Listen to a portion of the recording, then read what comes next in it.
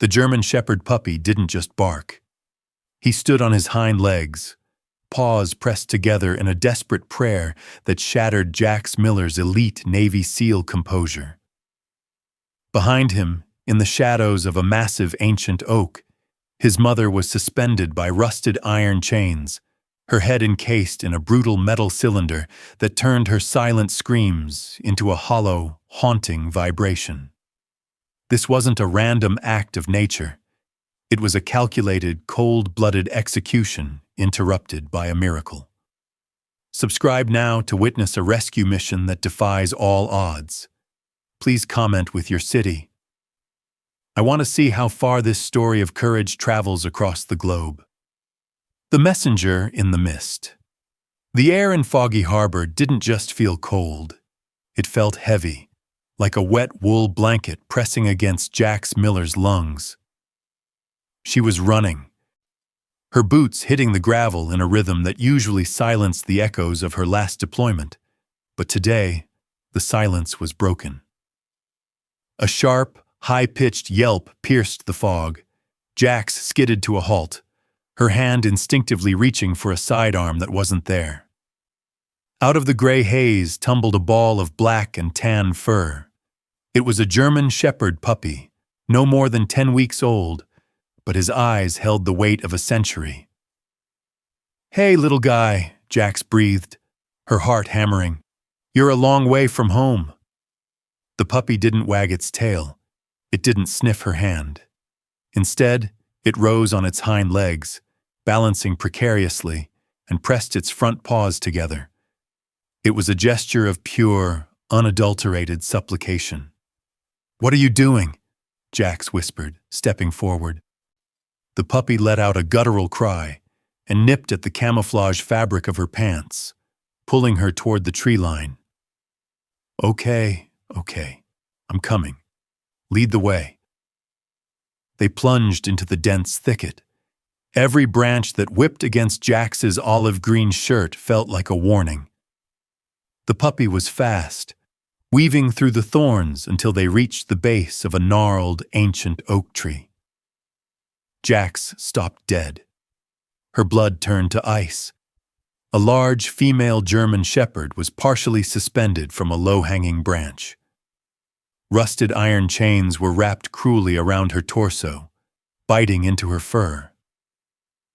But the horror didn't end there. Her head was forced into a rusted industrial metal pipe, welded shut at the base, with only tiny, jagged air holes drilled into the side. "Oh, God!" Jax choked out, rushing forward. "Who would do this?" As she reached for the chains, a low, mechanical hum vibrated from the pipe. It wasn't a growl. It was the sound of the dog trying to scream. "I've got you, girl. I've got you," Jax said, her voice cracking. She fumbled for her multi-tool, but as she touched the chain, a red laser dot appeared on the dog's flank. Jax dove for the mud, pulling the puppy down with her. Crack. A high-velocity round splintered the bark of the oak tree exactly where her head had been a second ago. "Stay down!" Jax hissed at the puppy. Her SEAL training took over, the adrenaline wiping away the grief. She scanned the tree line. "I know you're out there. You want to fight? You've got one." A voice crackled from a hidden speaker somewhere in the branches. "You should have kept running, Commander Miller. Some things in this harbor are meant to stay buried." "You know my name?" Jax yelled, her eyes narrowing as she spotted a glint of glass in the distance. "Then you know I don't leave anyone behind." The puppy whimpered, crawling toward its mother. Jax grabbed its scruff. "Not yet, Echo. Not yet." She needed a distraction.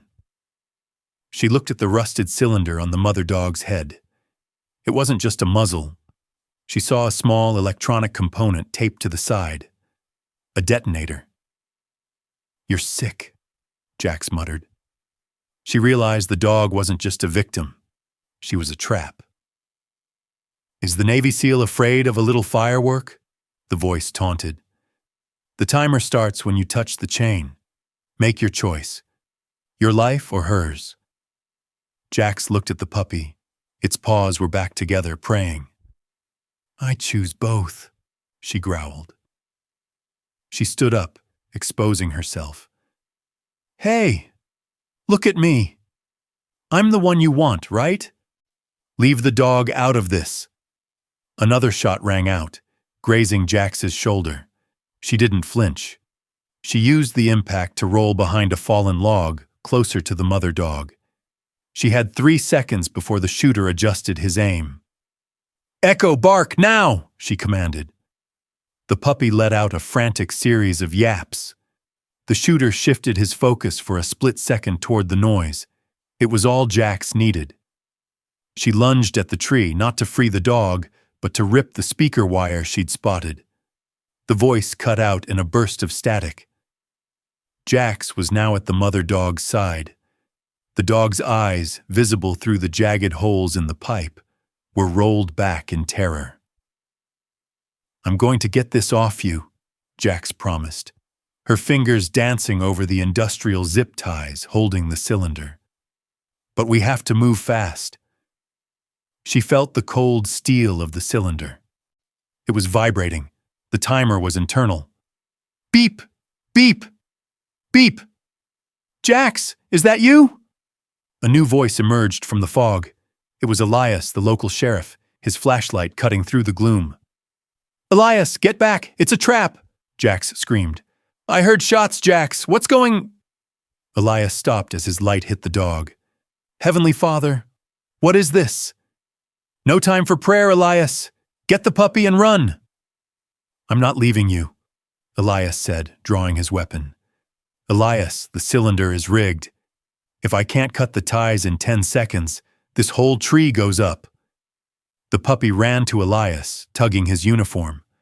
Elias looked at Jax, then at the dog. You have 5 seconds, Jax. I'll cover the ridge. Jax pulled her blade. The plastic was thick, reinforced with wire. She sliced once. The first tie snapped. The cylinder shifted, lopsided. The dog groaned. 2 seconds, Elias yelled. Jax didn't cut the second tie. She jammed her tool into the pipe's air hole, prying it away from the dog's throat just enough to create a gap. She grabbed the dog's collar and heaved. The explosion wasn't a fireball. It was a high-frequency sonic blast designed to disorient. Jax felt her ears pop and her vision blur. She fell back, the mother dog collapsing on top of her. Jax, respond! Elias was shouting, but it sounded like he was underwater. Jax pushed the heavy dog off her. She looked at the cylinder. It had split open, but it hadn't disintegrated. Inside, she saw something that made her stomach turn. It wasn't just a bomb. There were papers wedged between the metal and the dog's fur. They were using her to smuggle, Jax gasped, coughing up blood and dirt. She pulled a plastic-wrapped ledger from the debris. Elias, look at this. Elias knelt down, his face pale. That's a manifest for the marina. But these names? Jax, half the town council is on this list. And the other half? Jax asked, looking at the puppy who was now licking its mother's snout. The other half is probably hunting us right now, Elias replied grimly. Jax looked at the mother dog. Her neck was raw, bleeding where the chains had been, but she was breathing. The dog looked at Jax and let out a soft, broken whimper. You did good, girl, Jax whispered. You held on. Suddenly the puppy froze. He turned his head toward the deep woods and growled. It wasn't a puppy's growl. It was a warning. They're coming back, Jax said, her voice dropping to a deadly low. She picked up a heavy discarded chain. Elias, try to take the dogs to the bunker at my place now. What about you? Jax stood up, her olive green shirt stained with the dog's blood and her own. She looked like the warrior she was born to be. I'm going to show them why you never, ever mess with a SEALs pack. Jax, there's at least 4 of them, Elias argued. Then tell them to bring more friends, Jax snapped. Because I'm not stopping until I find the person who put this pipe on her head. As Elias disappeared into the fog with the dogs, Jax stepped back into the shadows of the ancient oak. She didn't have a gun, but she had the forest, the fog, and a rage that could burn the harbor to the ground. She heard the crunch of leaves. 2 men in tactical gear emerged, silhouetted by the mist. Target is down, one said into a radio. Checking for the ledger now. Target isn't down, Jax's voice echoed from the trees, impossible to pinpoint. Target is right behind you. The man spun around, but Jax was already a ghost. She dropped from a branch, her boots slamming into his chest. Before his partner could raise his rifle, Jax swung the rusted chain. The heavy metal links caught him across the jaw, sending him spiraling into the dirt. She stood over the first man, her knee pressed into his throat. Who do you work for? Marcus Thorne? The man spat blood. You're dead, Miller. You and the mutts. Jax leaned in closer, her eyes cold. The mutt is the one who saved my life. You? You're just trash I'm about to take out. She saw a tattoo on the man's wrist, a teal paw print inside a gear, the logo for Compassion Heart. A charity? Jax whispered. The realization hitting her like a physical blow. You're using a rescue charity to run your ops? The man started to laugh, a wet, rattling sound. Rescue? We don't rescue them, Commander. We break them. And your little German shepherd friend was supposed to be the prize of the next auction. Jax felt a chill that had nothing to do with the Maine winter. The puppy hadn't just been looking for help for its mother. It had been escaping a slaughterhouse. Where is the auction? Jax demanded, tightening her grip. Too late, the man wheezed. The ship is already in the harbor. Jax looked toward the water. Through a break in the fog, she saw the lights of a massive freighter moving silently toward the sea. Not on my watch, she said, delivering a swift blow that knocked the man unconscious. She turned and began to run, not away from the danger, but straight toward the heart of the conspiracy. Every step was a promise to the puppy who had prayed for a miracle. She was that miracle, and she was coming for blood. Jax didn't wait for the sound of the mercenary's heavy breathing to fade before she was moving, a shadow among shadows, her mind already calculating the distance to the marina. The ledger tucked into her waistband felt like a lead weight, not because of its size, but because of the names Elias had glimpsed. The very people who were supposed to protect Foggy Harbor were the ones feeding its soul to the wolves. She reached the edge of the forest, where the trees gave way to the rusted skeletons of the old shipyard, her eyes scanning for any sign of Elias and the dogs.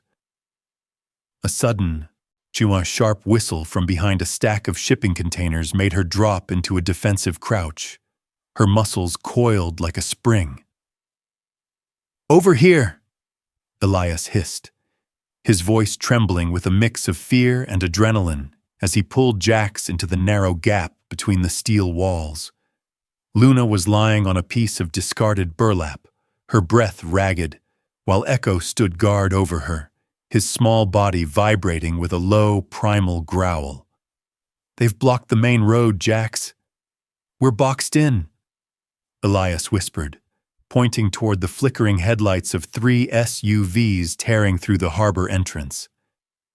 Jax looked at the puppy, then at the mother dog whose eyes were finally starting to clear from the trauma of the explosion.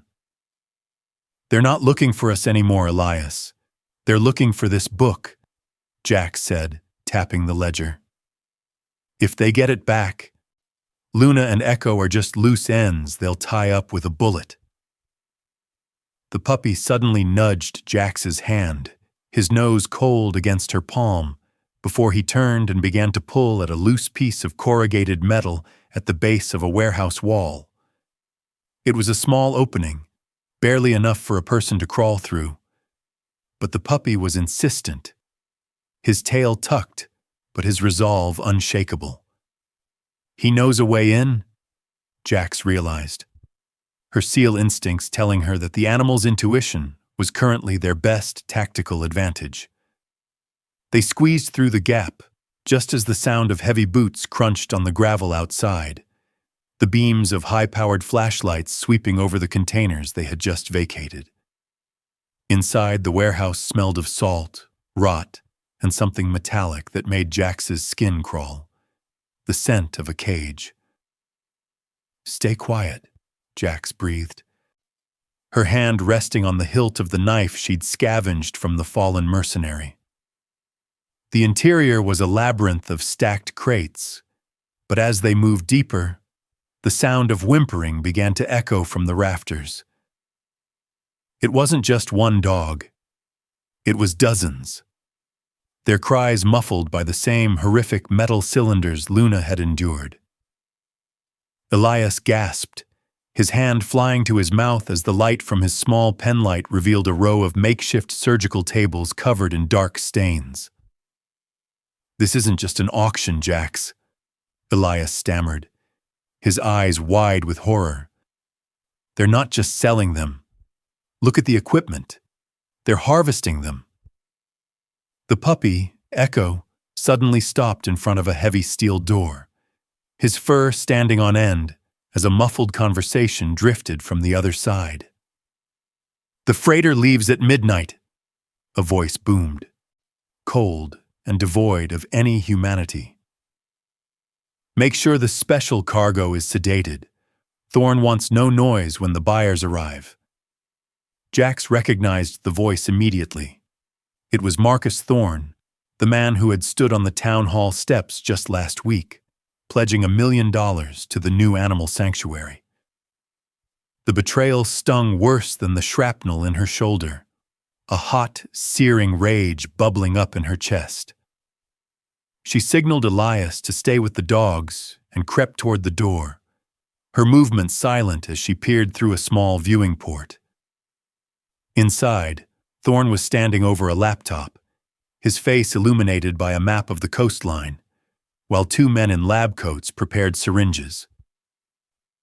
"We've got a problem, Marcus," one of the men said, looking up from a radio. "The team at the oak tree didn't check in. Miller might be alive?" Thorn didn't even look up, his fingers tapping a rhythmic beat on the desk. "Then find her. And if you find that brat of a puppy she was chasing, kill it in front of her before you finish the job." Jax felt a surge of protectiveness so strong it nearly compromised her position. She stepped back, her mind racing, when the puppy suddenly let out a sharp, intentional bark that echoed through the entire warehouse. "What was that?" Thorn shouted, the sound of a chair scraping back punctuating his alarm. Jax cursed under her breath, grabbing Elias and the dogs and dragging them behind a stack of crates just as the steel door swung open. "Search the floor, now!" Thorn screamed. The puppy didn't run. Instead, he darted between the legs of the guards, leading them in a frantic chase away from where Jax and Luna were hidden. "He's drawing them off," Elias whispered, his voice thick with emotion. "Jax, he's sacrificing himself for us." Jax didn't hesitate. She knew she had less than a minute before they caught the small dog. She stood up, not to hide, but to strike, using the confusion to slip into the office Thorn had just vacated. She grabbed the laptop, her fingers flying across the keys to bypass the encryption, her military training allowing her to work through the panic. The files that popped up weren't just manifestos. They were videos, live feeds from the freighter already docked at the secret pier. Hundreds of animals, and in the center of the hold, a group of frightened, kidnapped children huddled together. The air left Jax's lungs in a painful rush. This wasn't just an animal smuggling ring. It was a human trafficking hub hidden under the guise of a charity. "Elias, look," she gasped, her voice a ghost of a sound. Elias stared at the screen, his face turning a ghostly shade of white as he recognized a young girl from the neighboring town who had gone missing a month ago. "They're using the dogs as a distraction," Jax realized, the horror of the plan unfolding. Who's going to check a rescue ship full of barking dogs for human cargo?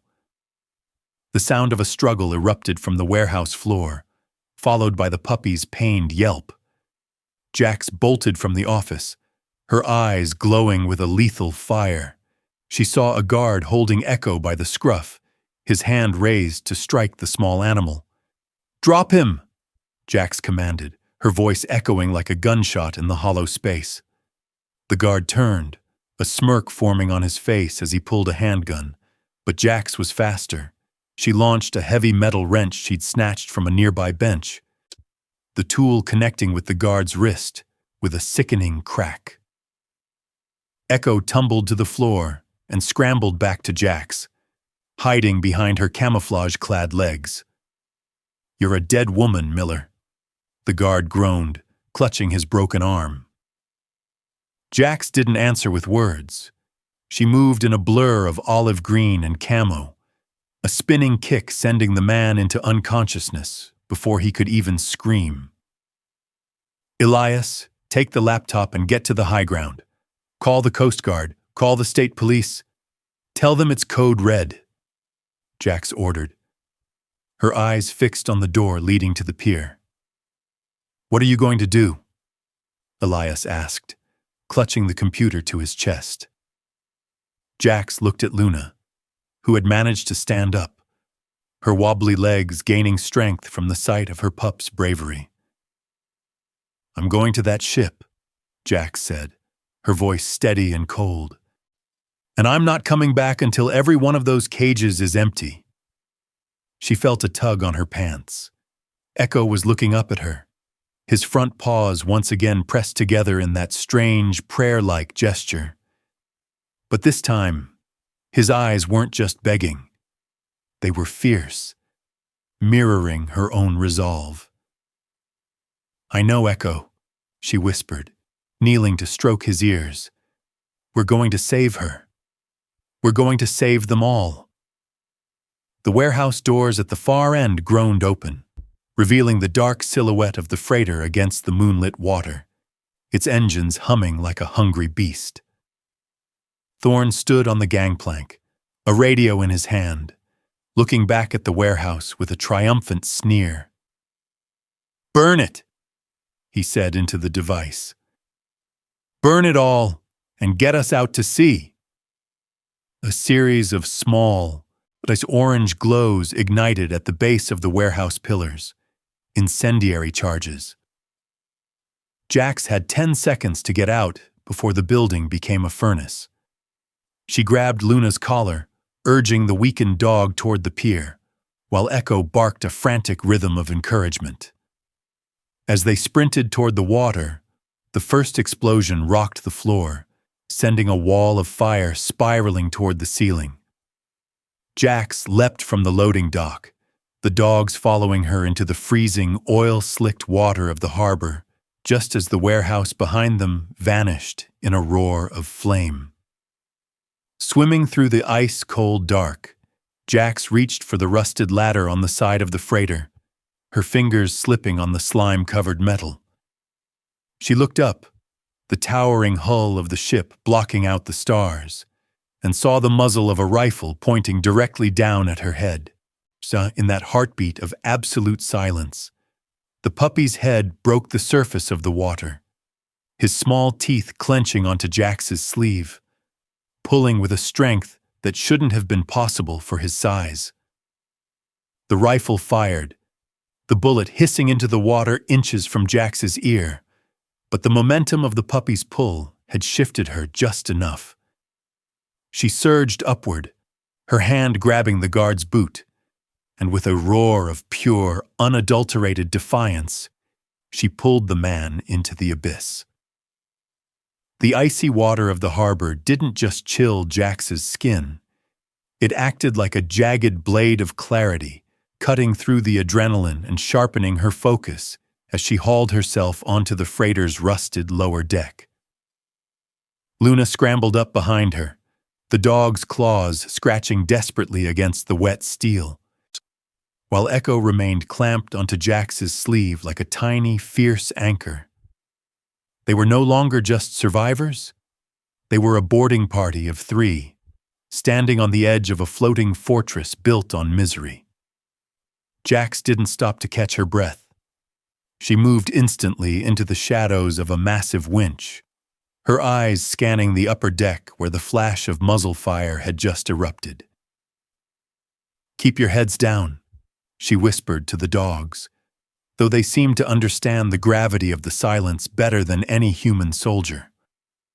Above them, heavy footsteps thundered toward the railing. "Did you hit her?"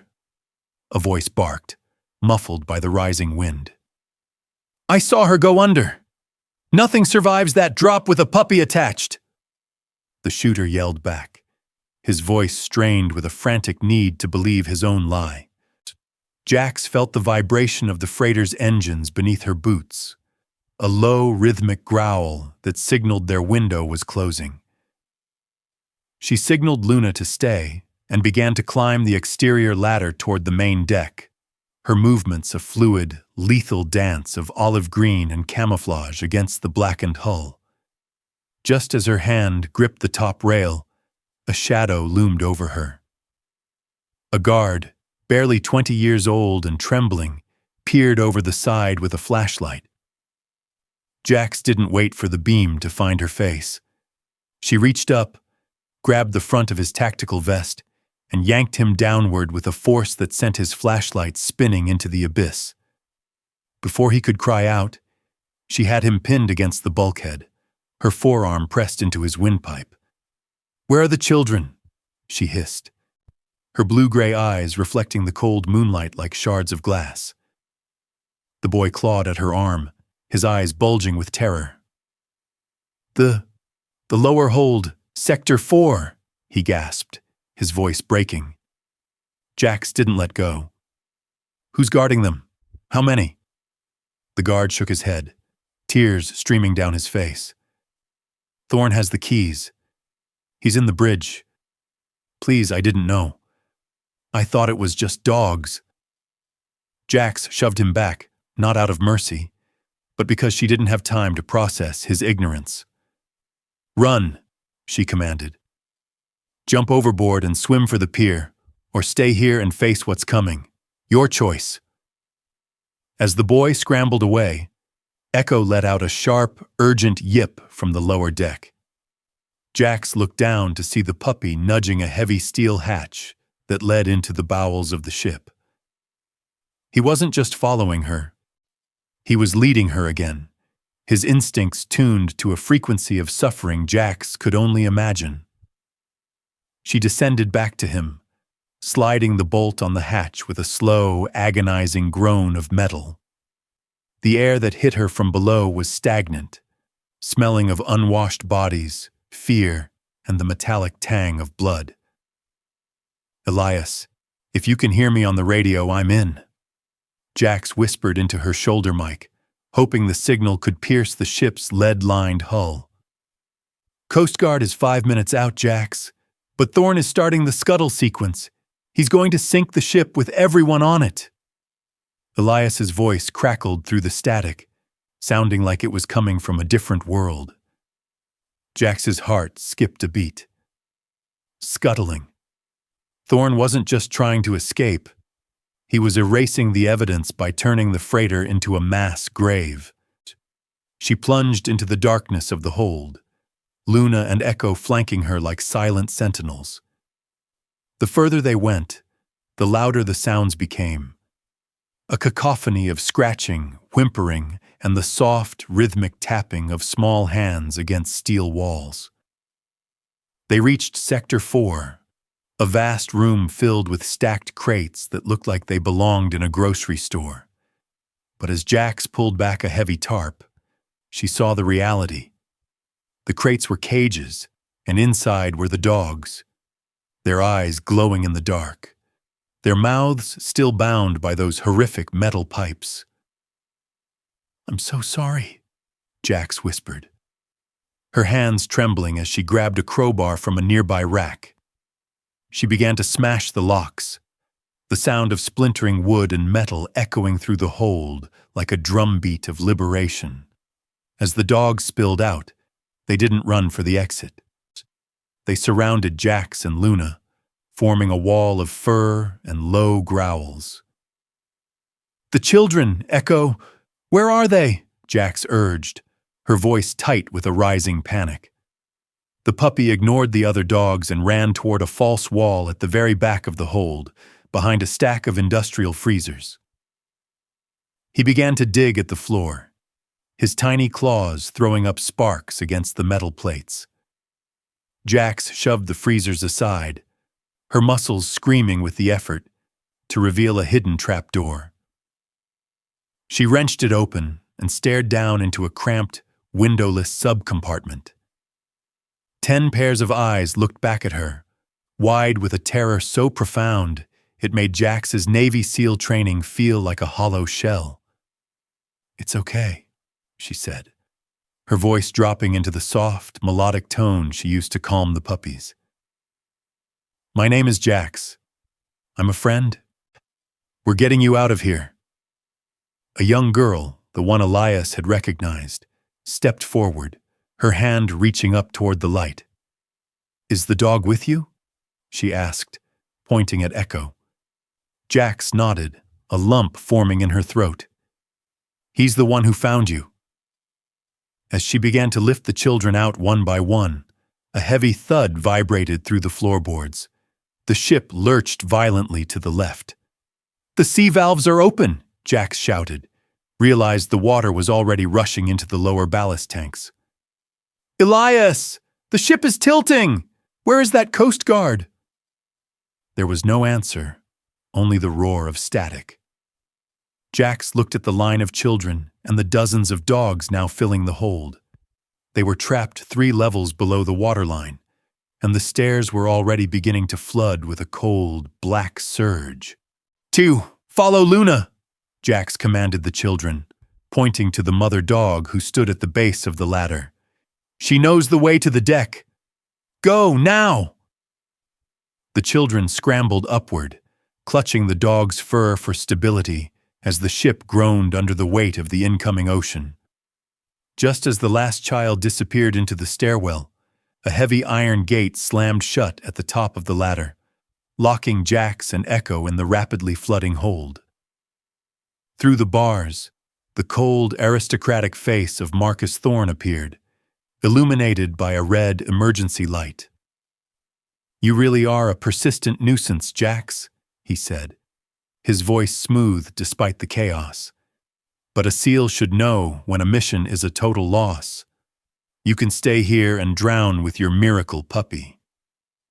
By the time the Coast Guard arrives, there will be nothing left but an empty sea and a very tragic accident."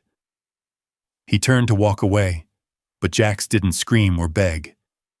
She looked at Echo, who was swimming in the rising water, his nose barely above the surface.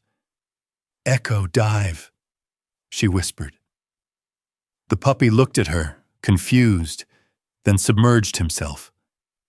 Jax took a deep breath and dived after him, her hands searching the floor for the release valve she'd spotted earlier, the one meant for emergency drainage but which led directly to the external waste pipes.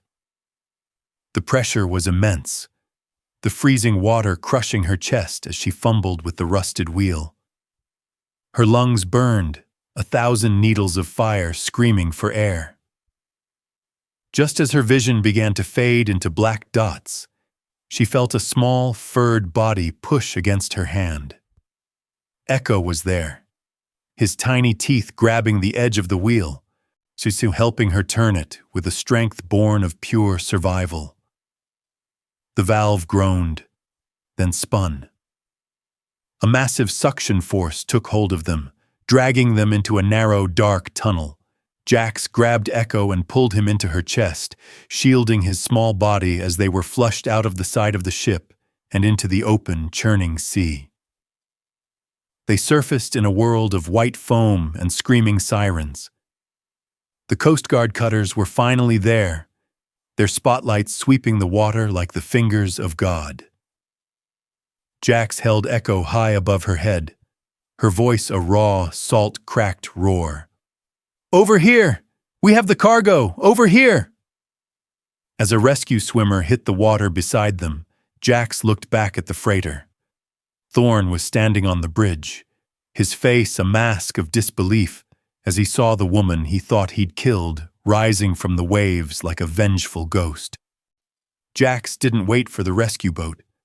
She grabbed the swimmer's line and pointed toward the ship's bridge. "He's mine," she growled, the water dripping from her chestnut ponytail like liquid silver. "The puppy saved the kids, but I'm going back for the man who tried to drown them." Jax didn't wait for the rescue swimmer to pull her onto the Coast Guard cutter. She grabbed the side of the pilot boat instead, her muscles screaming as she hauled herself and the shivering puppy onto the deck. The freighter was groaning, a massive wounded beast tilting further into the black Atlantic. And through the spray, she saw Marcus Thorn's silhouette retreating from the bridge toward a private speedboat moored on the starboard side. "Jax, stay down. We've got the perimeter." Elias's voice crackled over the ship's loudspeaker from the primary cutter, but Jax wasn't listening. She looked at Echo, whose small chest was heaving, his fur matted with oil and salt. "Stay with the officer, Echo," she whispered, handing the pup to a stunned Coast Guardsman. The puppy let out a sharp, commanding bark, not of fear, but of a soldier giving a final salute. Jax took a deep breath, ignored the searing pain in her shoulder, and leapt across the widening gap back onto the sinking freighter. She landed hard on the slick metal, rolling behind a crane just as a volley of gunfire sparked against the steel. Thorn wasn't leaving alone.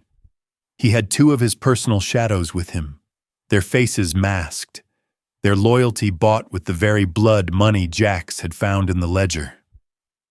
"You're sinking with your sins, Thorn," Jax yelled, her voice cutting through the roar of the encroaching sea.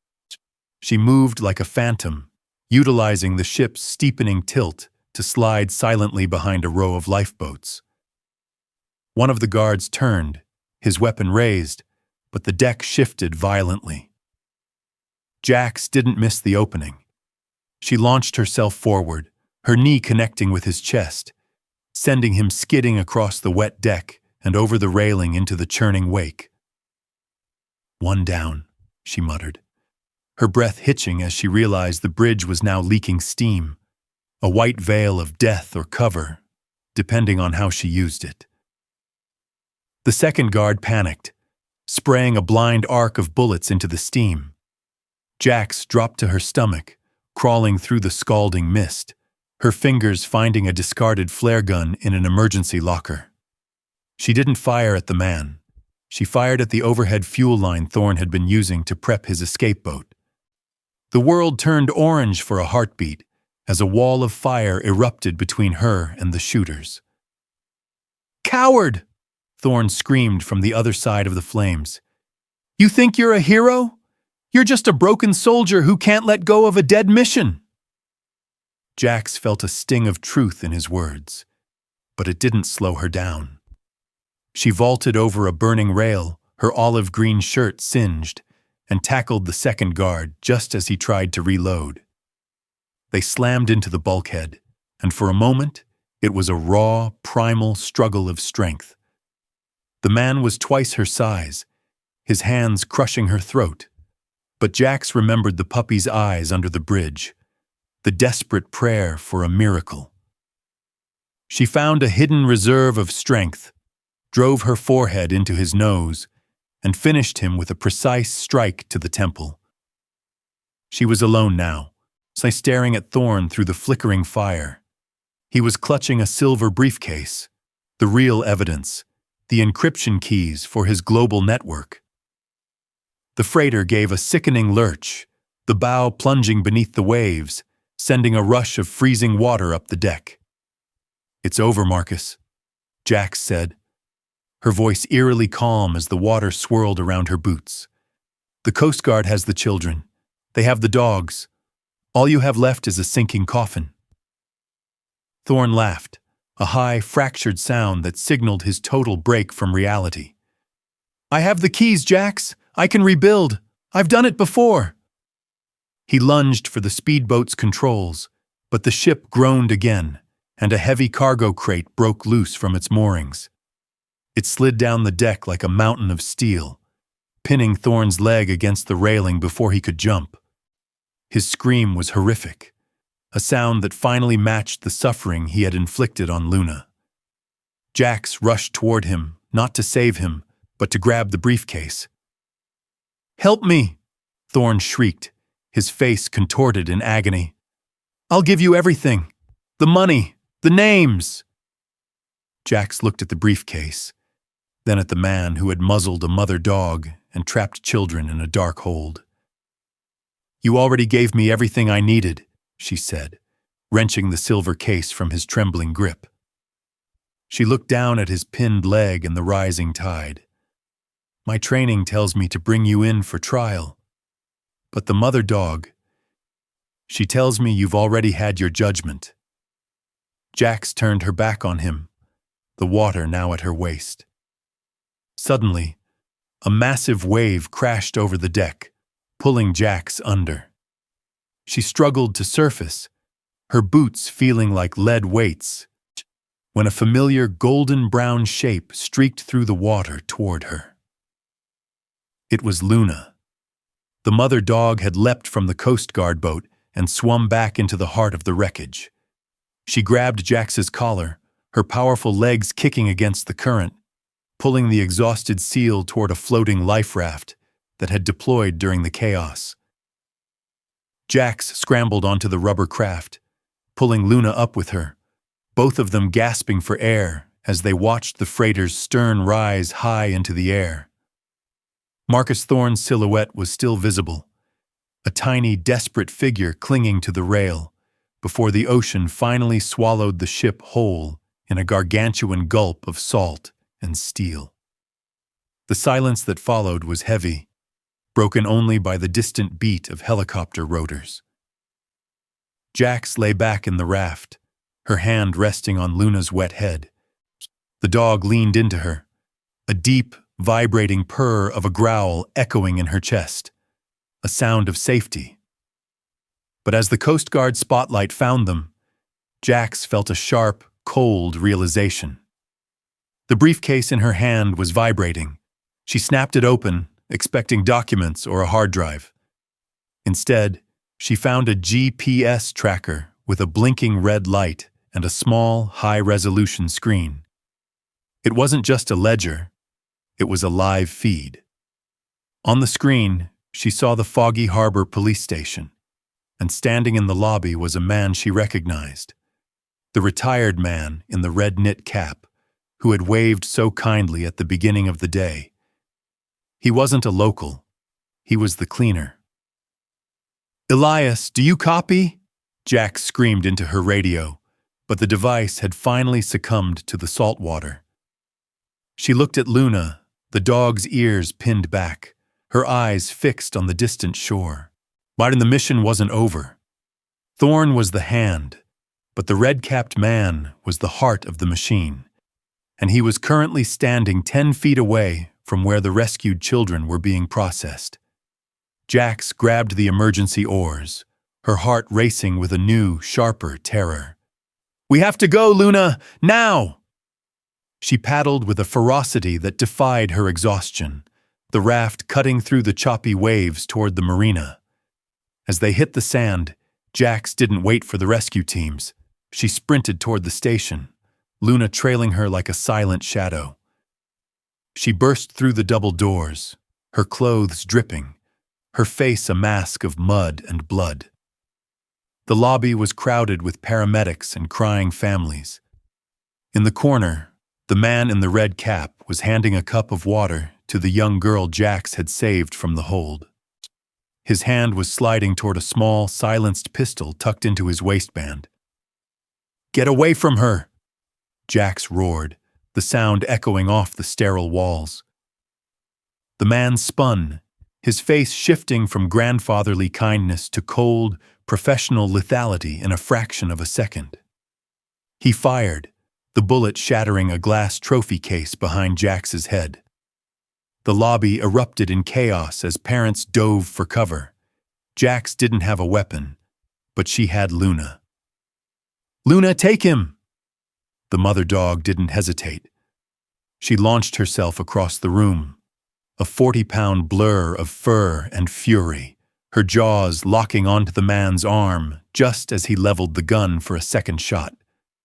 The man screamed, slamming the dog against the wall, but Luna wouldn't let go. Jax closed the distance in 3 strides, her fist connecting with the man's jaw with the force of a freight train. He went down hard, the gun skidding across the linoleum. Jax pinned him, her knee in his spine, her fingers interlaced in his hair. "Who else?" she hissed. "Who else is on the list?" The man just grinned through a mouthful of blood. "You think you won, Commander? This harbor has a lot of bridges, and we have a lot of pipes." Jax felt a chill run down her spine as the realization hit. This wasn't a local ring. It was a franchise. But as she looked up, she saw Echo running through the doors, the puppy sliding across the floor to join the huddle. He stood on his hind legs, his paws pressed together, but this time he was looking at the children, his tail wagging for the first time. Jax tightened her grip on the assassin. "Maybe," she whispered. "But I have the dogs, and they never miss a scent." The silence in the police station was more deafening than the gunfire, a heavy, suffocating weight as Jax looked from the captured assassin to the faces of the children she had pulled from the dark.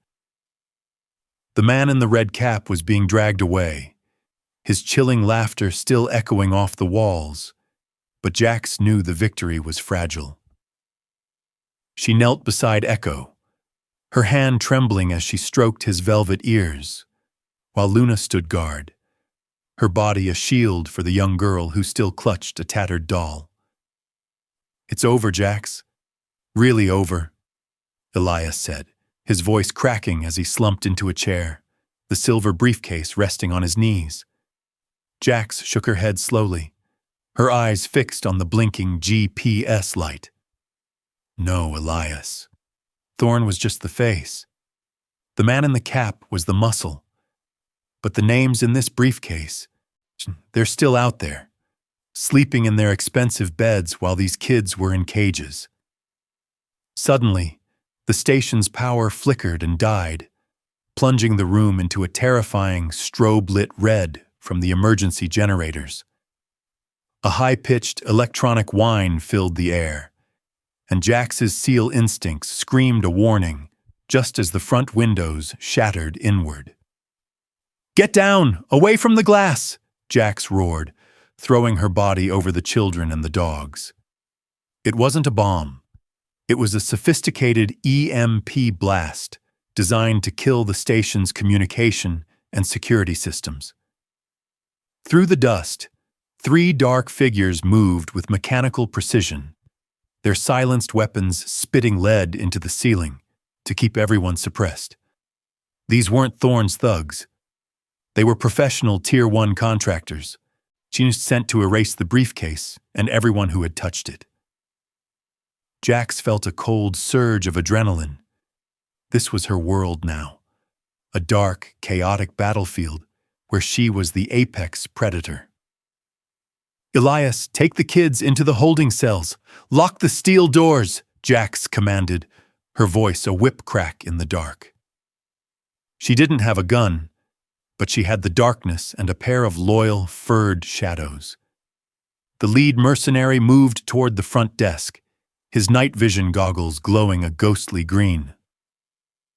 He never saw Jax coming. She emerged from beneath a heavy oak table like a wraith, her scavenged knife finding the gap in his body armor.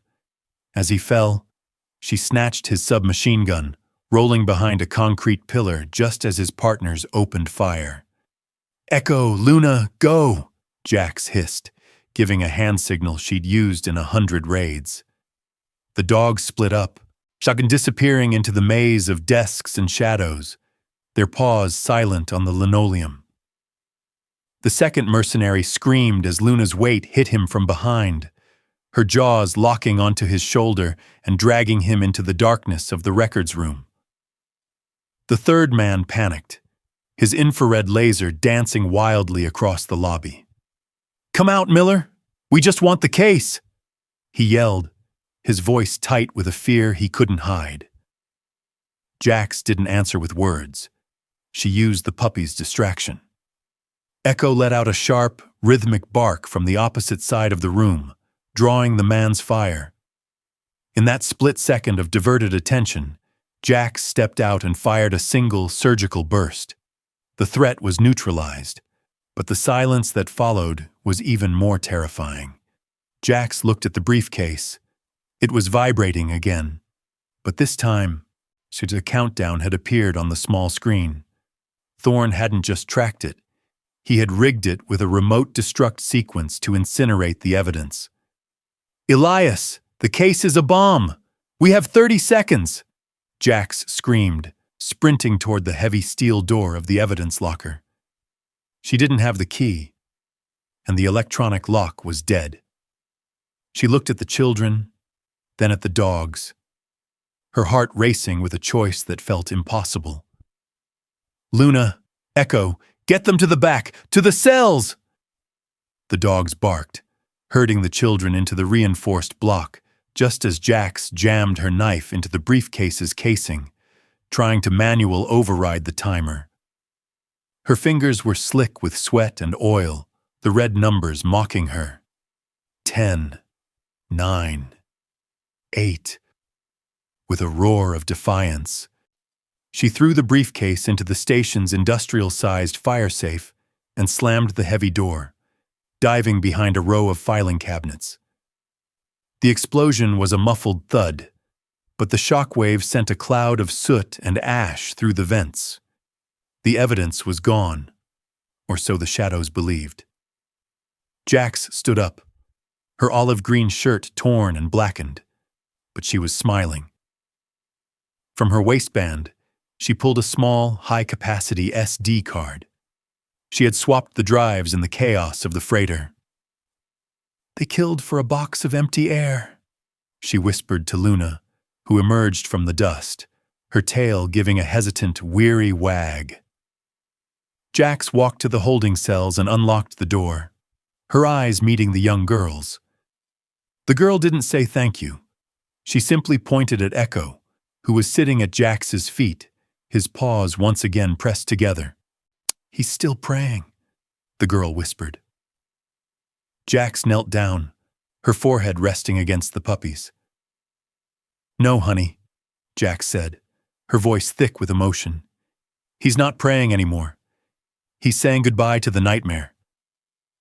As the sun began to rise over Foggy Harbor, the real authorities finally arrived. Not the local police who had been compromised, but a federal task force Jax had alerted through a secure SEAL channel.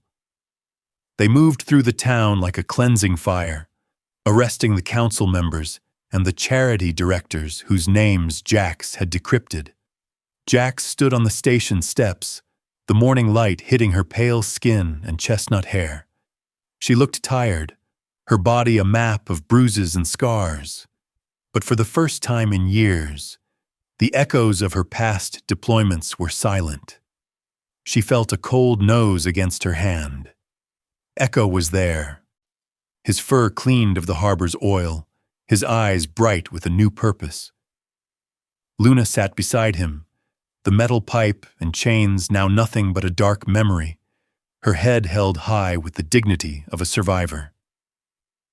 Elias walked out, a cup of coffee in his hand, looking at the town he thought he knew. "What happens now, Jax? You going back to the teams?" Jax looked at the horizon, where the sea was finally calm. She thought about the children being reunited with their families and the dozens of dogs that were now being cared for by a real, honest rescue group. "The Navy has plenty of SEALs, Elias," she said, her voice steady and resolute. "But Foggy Harbor needs a different kind of guardian. And Luna and Echo? They need a home where they don't have to pray for miracles anymore." She looked at the puppy, who was now chasing a leaf across the sidewalk, his spirit unbroken despite everything. The truth was heartbreaking, a story written in rusted metal and cold chains. But the ending was something else entirely. It was a testament to the fact that no matter how deep the darkness, a single light, even one as small as a puppy's bark, can lead the way home. Jax Miller didn't just save a dog that day. She saved herself, finding a mission that didn't involve shadows and death, but life and redemption. She turned away from the police station, the dogs at her side, walking toward a future where the only thing she had to fight for was the peace they had all earned. The harbor was finally quiet, the sills of the windows no longer trembling with the weight of secrets. And as the town woke up, it found its true hero wasn't a legend or a ghost, but a woman and a dog who refused to keep walking. Dr. Jax Miller was no longer just a sailor. She was the pack leader of the broken, and she would never let them be muzzled again.